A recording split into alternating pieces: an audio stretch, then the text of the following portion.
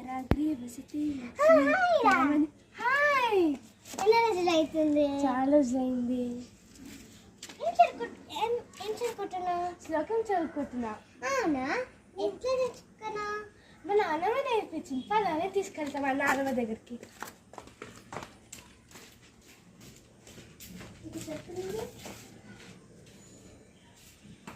Hi నాన్నమ్మ. ఇది మా ఫ్రెండ్. నువ్వు నాకు నిన్న శ్లోకం నేర్పించినావు కదా, ఆ శ్లోకం నేర్చుకోవడానికి వచ్చి నేర్పిస్తావా? సరే కూర్చో.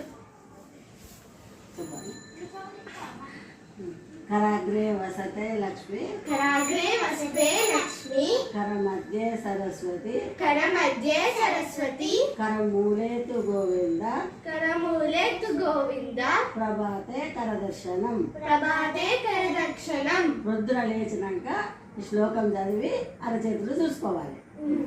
మళ్ళీ మా బెడ్ మీదకి వెళ్ళి దిగేటప్పుడు ఇంకొక శ్లోకం చదువుకోవాలి. చెప్పనా?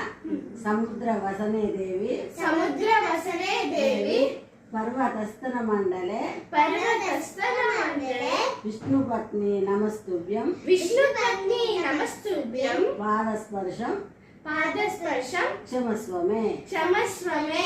ఈ శ్లోకం చదివి భూమి మీద కాలు పెట్టాలి.